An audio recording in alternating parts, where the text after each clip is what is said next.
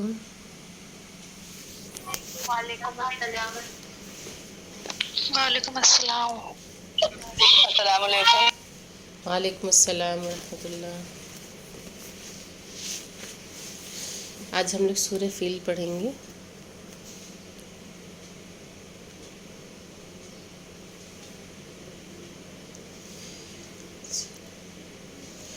لا حول ولا قوة الا باللہ العلی العظیم۔ اعوذ باللہ من الشیطان الرجیم۔ بسم اللہ الرحمن الرحیم۔ رب اشرح لی صدری ویسر لی امری واحلل عقدۃ من لسانی یفقہوا قولی۔ اللہم صل علی محمد وآل محمد وعجل فرجهم۔ آج ہم لوگوں کا جو موضوع درس ہے وہ سورہ فیل ہے، اور جس سے متعلق کچھ گفتگو ہم لوگوں نے کل بھی کر لی تھی، کیونکہ سورہ قریش کے مضامین جو ہیں وہ اس سے ملتے جلتے ہیں۔ تو آج ہم لوگ سورہ فیل کے بارے میں بات کریں گے۔ درس کا آغاز کرتے ہیں۔ اعوذ باللہ من الشیطان الرجیم۔ بسم اللہ الرحمن الرحیم۔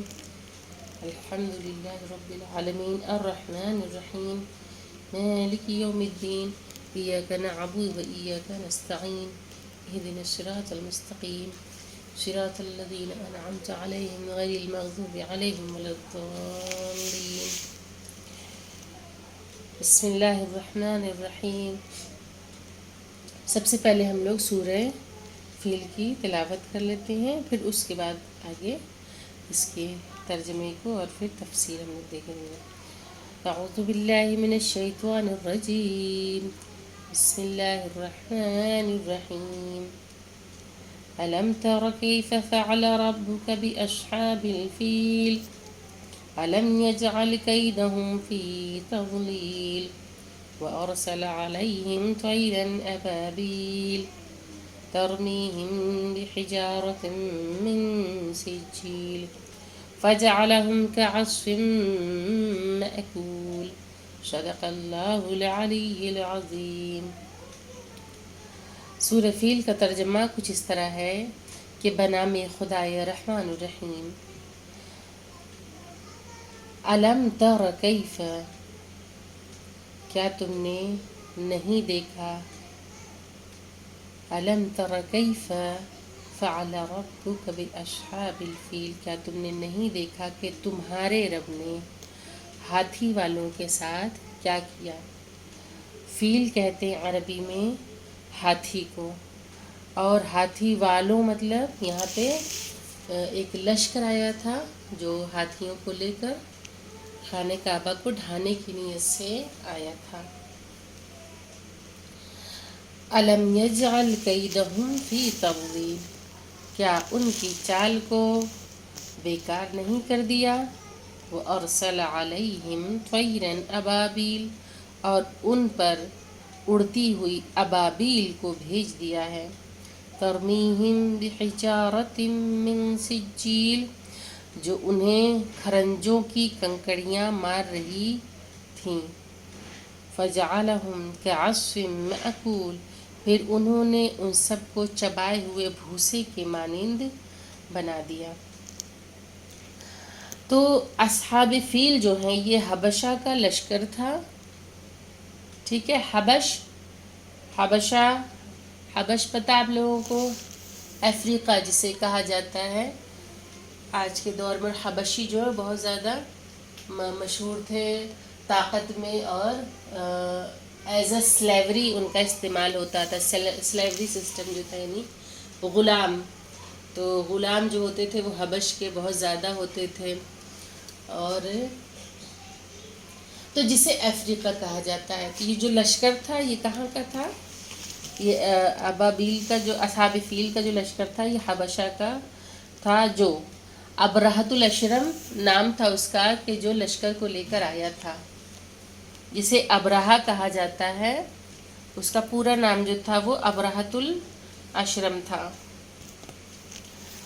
اور یہ خانہ کعبہ کو ڈھانے کے لیے، منہدم کرنے کے لیے، گرانے کے لیے لے کر آیا تھا، کیونکہ جب اسے یہ خبر ہوئی کہ مسلمانوں کے یہاں ان لوگوں نے ایک گھر جو ہے وہ بنا جسے خانہ خدا کہتے ہیں، اور لوگ اس کا طواف کرتے ہیں. اس نے بہت عالیشان بنایا اس کے مقابلے میں، لیکن کوئی اس کے بنائے ہوئے گھر کی طرف عبادت کرنے نہیں گیا. سب لوگ خانہ کعبہ کی طرف ہی آتے تھے. تو یہ سب چیزیں تھیں. اور اس کے علاوہ سب سے بڑی چیز تھی اسلام کی دشمنی، کیونکہ دشمنی اگر ہو جائے تو میں نے پچھلے درس میں بھی بتایا تھا کہ دشمنی جو ہوتی ہے وہ انسان کے اندر ایک ایسی صفت پیدا کر دیتی ہے کہ اچھی چیز بھی اس کی بری لگنے لگتی ہے.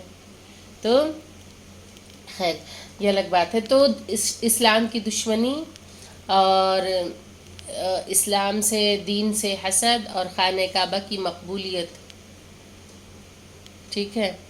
اچھا ایک چیز یہ بھی ہے کہ جیسے میں نے کہا اسلام سے دشمنی، تو اسلام اس وقت جو ہے ایک دم کھل کے اعلان تو نہیں کیا تھا نبی کریم نے، کیونکہ اسی سال تو ان کی ولادت ہوئی تھی. لیکن اسلام جو ہے وہ ہر دور میں جتنے بھی نبی آئے وہ دین لے آئے، دین اسلام ہی. ایک خدا کی، ایک وحدانیت کی ہی گواہی دی ان لوگوں نے، اور انہی کو فالو کرنے کے لیے کہا.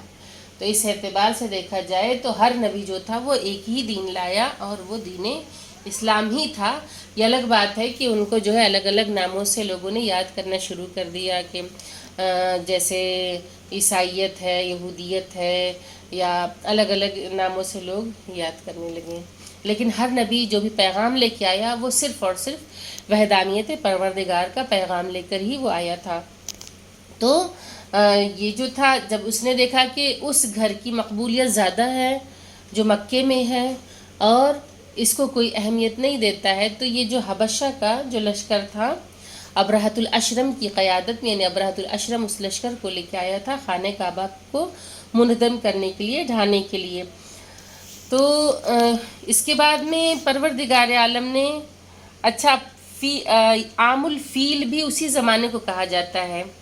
ٹھیک ہے، آپ لوگوں نے کاپی اور پین رکھی ہوگی تو اس کو نوٹ کریے گا کہ فیل جو ہے وہ ہاتھی کو کہتے ہیں، اور عام الفیل یعنی جب نبی کریم حضرت محمد مصطفیٰ صلی اللہ علیہ وآلہ وسلم کی ولادت باسعادت ہوئی ہے تو اسی سال ابرہۃ الاشرم جو تھا وہ بھی لشکر لے کر حملہ کرنے کے لیے آیا تھا. تو اسے عام الفیل کہا جاتا ہے، یعنی ہاتھیوں والا سال، ہاتھیوں والا زمانہ، کیونکہ بڑی تعداد میں ہاتھیوں کو لے کر وہ آیا تھا خانہ کعبہ کو ڈھانے کے لیے. اور جس سال رسول خدا کی ولادت ہوئی تو سن 1 عام الفیل کہا جاتا ہے اسے، یعنی کہ سن 1 عام الفیل میں یہ واقعہ پیش آیا، اور اسی سال رسول خدا کی ولادت ہوئی، اور مولائے کائنات کی بھی ولادت عام الفیل ہی میں ہوئی، لیکن 30 عام الفیل تھا. یعنی کہ نبی کریم حضرت محمد مصطفیٰ صلی اللہ علیہ وآلہ وسلم کے دور سے، یعنی ان کی عمر سے سن پہلی عام الفیل میں نبی کریم کی ولادت ہوئی ہے، اور 30 عام الفیل میں مولائے کائنات امیر المومنین علیہ السلام کی ولادت ہوئی ہے. پھر اس کے بعد ابابیل جو ہے، ابابیل چھوٹا سا پرندہ ہوتا ہے، شاید آپ لوگوں نے دیکھا بھی ہو گاؤں دیہات میں کبھی کبھی کچھ گھروں کے اندر یہ چھتوں میں اپنا گھونسلہ جو ہے وہ بنا لیتے ہیں، اور یا تو پھر جو ویران گھر ہوتا ہے وہاں بھی ان کے گھونسلے ہوتے ہیں، اور چھوٹے سے یہ پرندے ہوتے ہیں بالکل. اور پروردگار عالم اگر سپر پاور بنانا چاہے تو پھر وہ خداوند کریم کے سامنے کوئی بھی چیز چھوٹی یا بڑی نہیں ہوتی. اور ایک جملہ جو اس میں استعمال ہوا ہے، ترمیہم بحجارۃ من سجیل، تو سجیل جو ہے، سجیل کے معنی ہے کھرنجے، یعنی سنگ گل، مٹی کی بالکل سخت قسم کی گولیاں، پتھر چھوٹے چھوٹے. ٹھیک ہے، تو سجیل کہتے ہیں سخت کنکریاں، کھرنجوں کو. تو یہ جو سورہ ہے، اس سورہ میں کچھ پوائنٹس جو ہے ان کی طرف اشارہ کیا گیا ہے، اور وہ پوائنٹس کچھ اس طرح سے ہیں کہ اس میں صاحبان ایمان کے لیے 3 عظیم سبق فراہم کیے گئے ہیں. اور 3 عظیم سبق کون کون سے ہیں؟ یعنی کسی بھی سپر پاور سے مرعوب نہیں ہونا ہے، یعنی ڈرنا نہیں ہے کہ سامنے اگر سپر پاور ہو، یعنی جس کے پاس بہت پاور ہے تو اس سے خوف زدہ ہو کہ حق بات کہنے سے پیچھے نہیں ہٹنا ہے، حق کا راستہ نہیں چھوڑنا ہے اور اپنے اس امر کو انجام دینا ہے کہ جو جائز ہے۔ تو مثلاً ابھی آج کے دور میں اگر ہم ایک مثال دیکھیں چھوٹی سی کیا، اس دور میں تو بڑی ہی مثال ہے، چھوٹی نہیں کہوں گی، کہ امریکہ جیسا سپر پاور، ساری دنیا جس کا لوہا مانتی ہے، جو ہر کنٹری کے فیصلوں میں دخل اندازی کرتا ہے، اور جس کنٹری کی امریکہ نے مدد کی اس کنٹری کا زوال ہو گیا، یعنی کہ جب بھی چال چلا تو سیاست کے تحت یہ چال چلا ہے اور ہے سپر پاور۔ تو اس کے سامنے اگر دیکھا جائے تو ساری کنٹریز جو ہیں وہ مرعوب ہیں، ساری کنٹریز دبی ہوئی ہیں۔ آج 56 مسلم کنٹریز ہیں، لیکن کسی کے سامنے یہ ہمت نہیں کہ زبان کھول کے بات کرے امریکہ سے، نظروں میں نظریں ملا کے۔ اگر کوئی کرتا ہے تو وہ ایران ہے، اور نہ امریکہ کی اتنی ہمت ہے کہ وہ ایران پہ حملہ کر لے، جس طرح سے اس نے ان ملکوں کا حال کیا جو اس کی بات مانتے تھے، جو امریکہ سے دوستی رکھتے تھے، پھر وہ عراق ہو، پھر وہ چاہے افغانستان ہو، پھر وہ چاہے اور دوسری جگہیں ہوں۔ تو جہاں جہاں اسے جو لوگ اس کو فالو کرتے رہے ہیں، یعنی اس کی بات کو جن کنٹریز نے مانا، اب آج کل حالیہ دور میں یوکرین اس کی سب سے بڑی مثال ہے۔ یوکرین کے جو حالات ہیں وہ بھی امریکہ کے دیے ہوئے ہی ہیں، اور آنے والے دنوں میں اس سے بھی بدتر حالات اس کے ہو سکتے ہیں۔ جس طرح سے اگر حالات حاضرہ پہ نظر رکھی جائے تو پھر اس کے آثار جو ہے بہت اچھے نظر نہیں آتے ہیں۔ اور اس کی جو پالیسی ہے وہ یہی ہے کہ اپنا مطلب پورا ہونا چاہیے، پھر اس کے بعد چاہے جو ہو جائے۔ نام نہاد اسرائیل اور امریکہ سب سے بڑے دوست ہیں، لیکن آج کے دور میں اسرائیل بھی جو ہے وہ بھی امریکہ پہ بھروسہ نہیں کر رہا ہے، بہت زیادہ دوستی ان لوگوں کی، لیکن اسے بھی لگ رہا ہے کہ امریکہ اس کا ساتھ نہیں دے گا۔ آج اگر کوئی بھی کنٹری کھل کے بات کر رہی ہے، اگر امریکہ کو برجستہ وہ برا بھلا کہہ رہی ہے، مرگ بر امریکہ کا نعرہ اگر لگا رہی ہے، تو صرف اور صرف ایران ہے، اس کے علاوہ اور دوسری کنٹری نہیں ہے۔ تو جسے اللہ پہ یقین اور اعتماد حاصل ہو جائے، پھر اس کو کسی سے ڈر نہیں لگتا، پھر وہ بڑے سے بڑا سپر پاور ہی کیوں نہ ہو۔ جیسے اس سورہ کی تفسیر میں یہ بھی ہے کہ جناب عبد المطلب علیہ السلام جو تھے، وہ رسول خدا صلی اللہ علیہ وسلم کے جو دادا تھے، ان کا نام تھا عبد المطلب۔ اس کو بھی نوٹ کر لیجئے گا، بہت سی خاران کو نہیں پتا ہوگا۔ تو ابرہہ نے کیا کیا سب سے پہلے، کیونکہ یہ گھرانہ جو تھا ان کا، یہ قریش گھرانہ تھا، سردار گھرانہ تھا، عرب کا ایک جانا مانا گھرانہ تھا جس کی ایک حیثیت تھی، اور اس گھرانے نے ہمیشہ اپنے در سے لوگوں کو کچھ نہ کچھ دیا ہے، کبھی ان کے دروازے سے سائل خالی نہیں گیا، اور ہمیشہ سب کا پیٹ بھرنے کا کام کرتے رہے، ہمیشہ سیر و سیراب کرنے کا کام کرتے رہے، سقائیت کا کام کرتے رہے۔ تو اس وقت اس نے کیا کی کہ جب وہ وہاں پہ گیا ہے تو اس نے سب سے پہلے جناب عبد المطلب کے اونٹوں کو پکڑ لیا، اور جناب عبد المطلب جو تھے، یعنی جو نبی کریم کے جو دادا تھے، ان کا کام تھا کہ وہ خانہ خدا کی دیکھ بھال کرتے تھے۔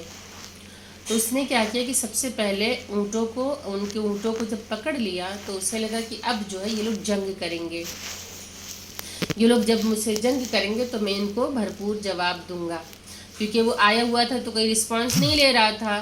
تو اس نے کیا کیا، کبھی کبھی ہوتا ہے کہ اپنی طرف متوجہ کرانے کے لیے بھی بہت سے عمل کیے جاتے ہیں۔ تو اس نے کیا کیا، ابرہہ نے ان کے جب اونٹوں کو پکڑ لیا تو جناب عبد المطلب جو تھے وہ اکیلے ابرہہ کے خیمے تک گئے جہاں وہ بیٹھا ہوا تھا اپنی چھاؤنی لگا کے، اور کہا کہ تم نے میرے اونٹوں کو کیوں پکڑا ہوا ہے، تم اسے چھوڑ دو۔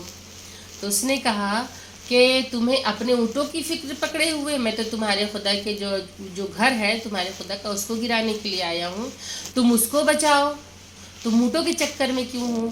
تو کہا اونٹ میری ملکیت ہے، یہ میرا ہے، اس کا مالک میں ہوں، تو پھر میں ہی اسے بچا سکتا ہوں، میں ہی اسے بچاؤں گا، لیکن جس گھر کو تم گرانے کے لیے آئے ہو اس کا مالک میں نہیں ہوں، اس کا مالک اللہ ہے، وہ گھر اللہ کا ہے اور اللہ ہی اس گھر کو بچا سکتا ہے۔ یہ بہت بڑا جملہ ہے، کیونکہ اس قدر خدا پر یقین اور اعتماد ہونا یہ ایمان کامل کی دلیل ہے۔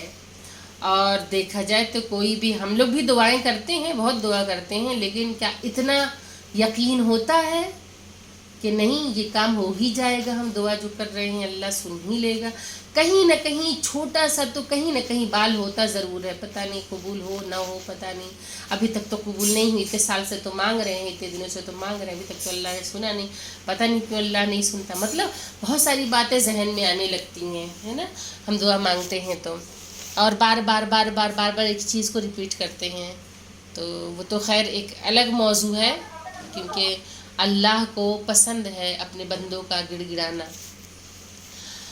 تو یہ ایک الگ ٹاپک ہے، ایک الگ موضوع، اگر کبھی رہی اس پہ بات چلی تو اس پہ بھی بات ہوگی۔ اب انہوں نے جب یقین و اعتماد خدا پہ خالص عقیدے کا اظہار کیا اور کہا کہ وہ گھر جو ہے وہ خدا کا ہے، اس کا مالک خدا ہے، اونٹ کی ملکیت، اونٹ جو ہے میری ملکیت ہیں، ان کا مالک میں ہوں، تو اپنے اونٹوں کو میں بچاؤں گا اور اپنے گھر کو اللہ بچائے گا۔ اب وہاں سے چلے گئے۔ اب جب اللہ کے اوپر بات آ گئی، اب دیکھیں یہاں پہ بھی اس وقت جناب عبد المطلب کے سامنے کا دیکھا ہے سپر پاور، یعنی بڑے پاور والا کون تھا؟ ابرہہ تھا، کیونکہ بہت بڑا لشکر لے کر آیا تھا، باقاعدہ ہاتھیوں کے ساتھ آیا تھا، چاہتا تو کچل دیتا۔ اگر جناب ابو طالب کے دل میں خوف ہوتا کہ ابرہہ تو میرے ساتھ کچھ بھی کر سکتا ہے، میں اپنا اونٹ نہ چھوڑاؤں، اپنے حق کے لیے کھڑا نہ ہوں، ڈٹ کے مقابلہ نہ کروں اور میں پیچھے ہٹ جاؤں، نہیں، بے خوف ہو کر گئے۔ یہ خوف نہیں تھا کہ ابھی ابراہم مجھ پہ حملہ کر دے گا یا ابراہم مجھے کچل دے گا اپنے ہاتھیوں سے، یا وہ میرے ساتھ کچھ کر دے گا، نہیں، جہاں حق کی بات ہوتی ہے وہاں خوف نہیں ہونا چاہیے، کیونکہ اللہ پہ یقین ہو اور بے خوف ہو انسان۔ تو جب حق کی بات تھی، جناب عبد المطلب بلا خوف و خطر گئے، اور جانے کے بعد اپنے حق کے لیے انہوں نے سٹینڈ لیا، حالانکہ سامنے ابرہہ کھڑا ہے جس کے پاس پاورز ہیں، جس کے پاس لشکر ہے، لیکن مرعوب نہیں ہوئے، خوف زدہ نہیں ہوئے، بالکل بھی ابرہہ کی دھاک جو تھی وہ ان کے اوپر نہیں جم پائی۔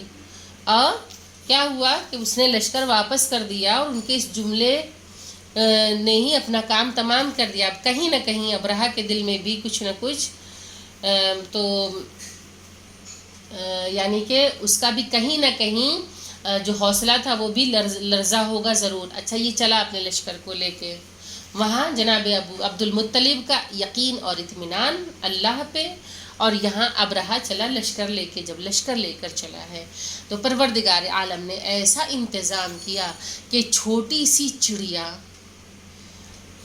بظاہر اس کی کوئی بھی ساتھ نہیں، اگر آپ اس کو پکڑ لیں، اس کو مار دیں تو مر جائے گی، کتنی چھوٹی سی جان ہوتی ہے، اور بہت چھوٹی ہوتی ہے ابابیل، اور اس کی چونچ کتنی چھوٹی ہوتی ہے، بہت چھوٹی چھوٹی ان کی چونچ بھی ہوتی ہے۔ آپ ذرا سوچئے کہ اتنی چھوٹی سی چونچ میں اور چھوٹا سا کنکر کھرنجا، اور اس کھرنجے نے کتنا بڑا کام کر دیا، اس نے تو ایٹم بم کا کام کر دیا،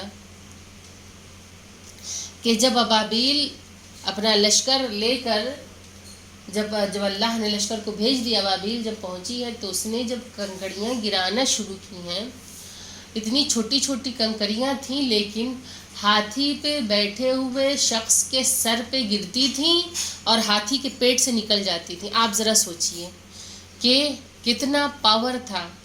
تو اللہ جسے طاقت دینا چاہے تو پھر یہ نہیں ہوتا ہے کہ سامنے والا کمزور ہے یا وہ کچھ کر نہیں سکتا۔ اللہ اگر قوت دے دے تو چھوٹی سی چڑیا بھی سپر پاور بن سکتی ہے۔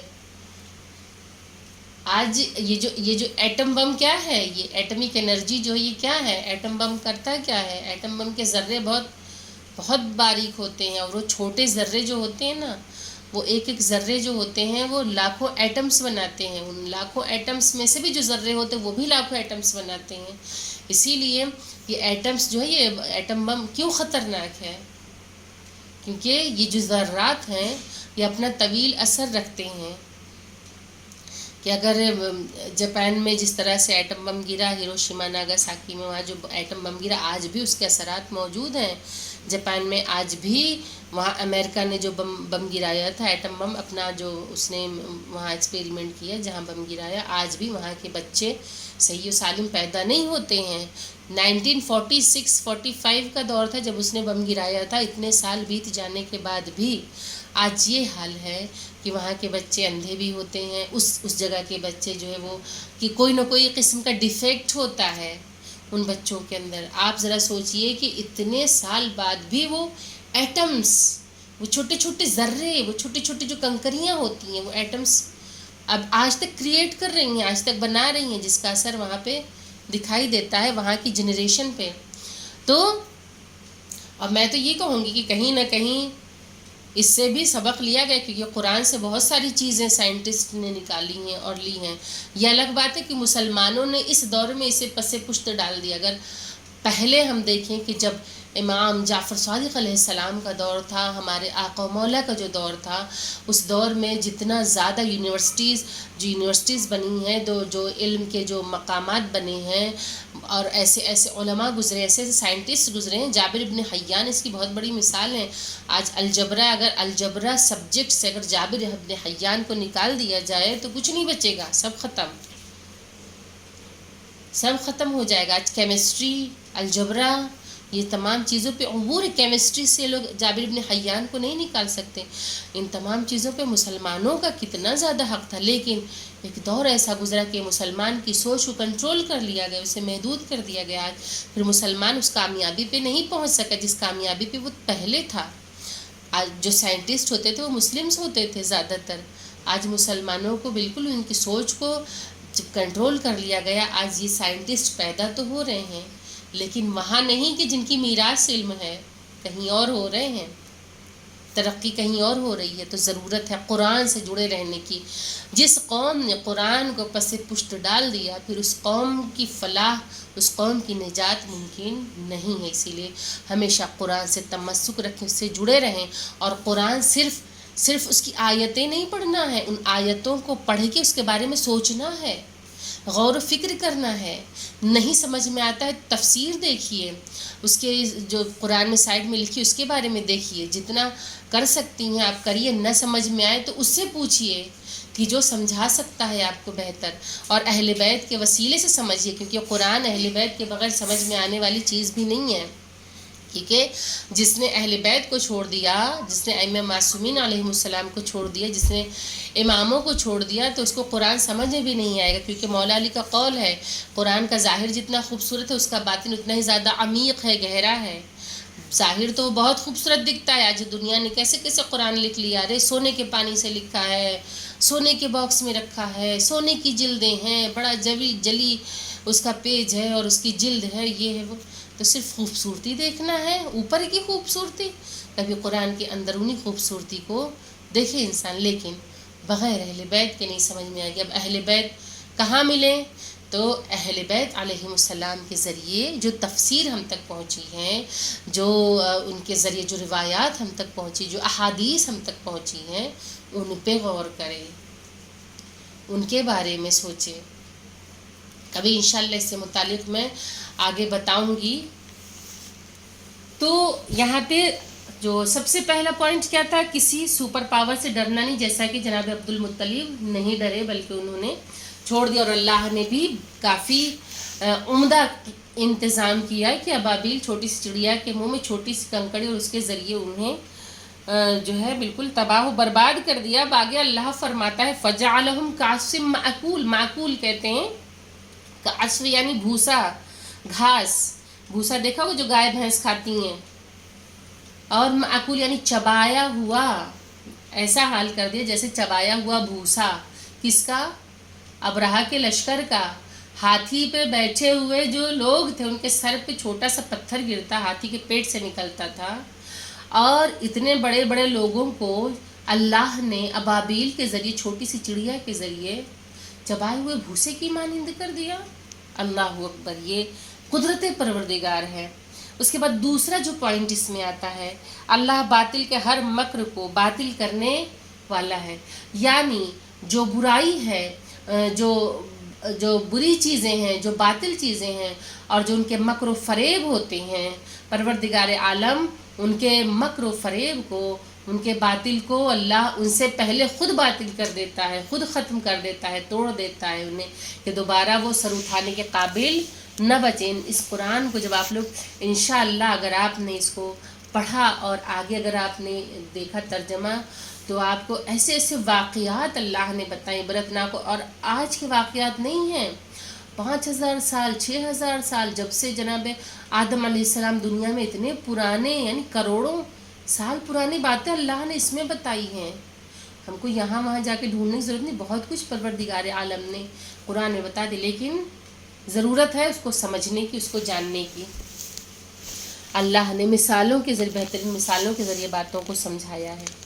اس کے بعد تیسرا جو پوائنٹ ہے، اللہ کی امداد کے ذرائع محدود نہیں ہیں۔ اللہ اگر مدد کرنا چاہے تو محدود نہیں ہے اس کے ذرائع، اس کے جو ذریعے ہیں محدود نہیں۔ اللہ جس ذریعے سے چاہے مدد کر سکتا ہے، جیسے کہ ابابیل جیسی چھوٹی چڑیا کے ذریعے اللہ نے کیا کیا، اس کی مدد سے پروردگار عالم نے اس کو اتنا سپر پاور بنا دیا، اتنا بڑا، سمجھ لیجئے کہ وہ ایٹم بم ہی تھا، پر پرسن ایٹم بم گر رہا تھا، وہ چھوٹے چھوٹے ذرے گر رہے تھے، بالکل تباہ کر دیا لشکر کو، کہ وہ ابابیل کو بھی ایک لشکر بنا سکتا ہے۔ اور ضمناً یہ بھی واضح کر دیا گیا ہے کہ خدا کے بھیجے ہوئے پرندے بھی خطا نہیں کر سکتے اور کسی بے گناہ پر پتھر نہیں گرا سکتے۔ خدا کا انصاف، پروردگار عالم کا انصاف دیکھیے کہ خداوند کریم عادل ہے، بے شک وہ عادل ہے، اور اس کے بھیجے ہوئے پرندے بھی عدل سے کام لے رہے ہیں، کہ کسی بے گناہ پہ نہیں۔ کیا مکے کے اطراف میں کوئی نہیں تھا؟ بالکل عام لوگ بھی رہے ہوں گے، گھر بھی تھے، اور چڑیا ہے، اور چڑیا تو کہیں بھی پتھر گرا سکتی ہے۔ بہت بڑا تھا مکے کی سرزمین، بہت بڑی تھی، کسی بھی چھت پہ گرا دیتی، کسی کے بھی اوپر گرا دیتی، لیکن اللہ نے اس کو عقل دی کہ کسی اور کے پاس نہیں جانا ہے، جانا ہے تو گناہ گار کے پاس جانا ہے، جس نے خطا کی ہے۔ بے قصوروں کے اوپر یہ نہیں جانا چاہیے، بے قصور کے سر پہ یہ پتھر نہیں گرنا چاہیے۔ پروردگار عالم نے اس قدر اسے عقل دے دی کہ اس نے اور کسی کو نقصان نہیں پہنچایا۔ تو خدا جب انصاف کرنے پہ آتا ہے تو اللہ کے بھیجے ہوئے پرندے تک نا انصافی نہیں کرتے ہیں، انصاف سے کام لیتے ہیں، کسی بے گناہ کو نہیں مارا، بلکہ صرف اور صرف گناہ گار کو ہی چن چن کے مارا، اور ان کنکریوں کے ذریعے پروردگار عالم نے ان سب کو تباہ و برباد کر دیا۔ تو خدا کے بھیجے ہوئے جو پرندے ہیں ان سے بھی کوئی خطا نہیں ہوتی۔ تو اللہ عادل ہے، اور اس کا عدل جو ہے وہ واقعاً اچھا، ہمارے یہاں عدل کی جو مثال ہوتی ہے وہ کیا ہوتی ہے ہمارے یہاں کہ ہم لوگ کامن سینس، ایک کہ ہم لوگ اگر کسی کچھ دیتے ہیں تو بھیا ہم عدل اور انصاف کر رہے ہیں تو برابر برابر ہم بانٹیں گے۔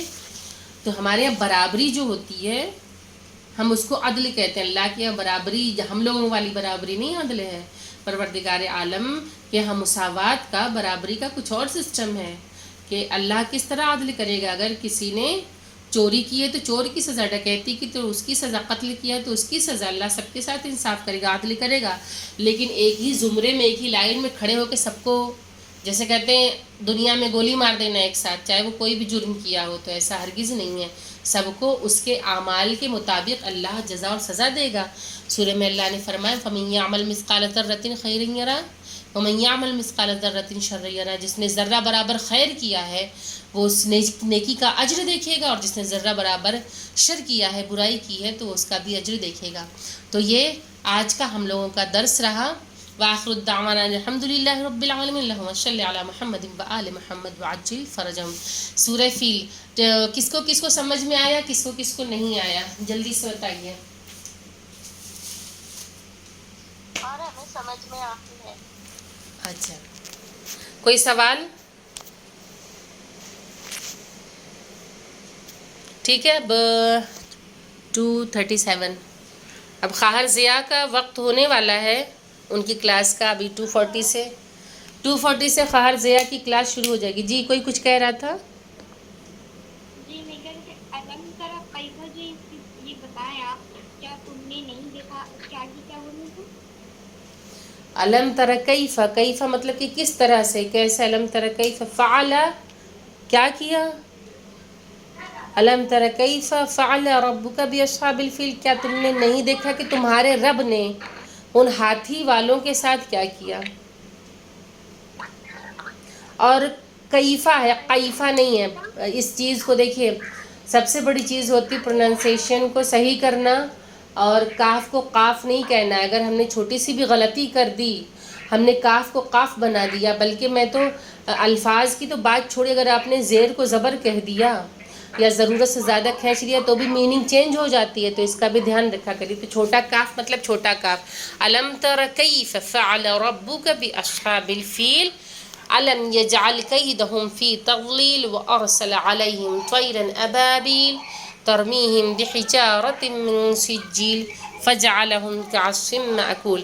اب خواہر ضیاء کی کلاس کا وقت ہو گیا ہے، ٹھیک ہے کیسا مطلب کیا بولے؟ جی؟ کیسا؟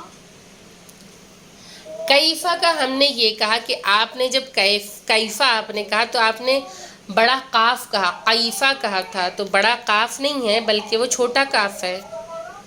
تو اگر آپ نے بڑے قاف کی آواز نکالی تو میننگ بدل جائے گی. تو بہت باریکی ہے قرآن کو پڑھنا، اس کی تلاوت کرنا، اس چیز کا دھیان دیا کریے. جی بولیں.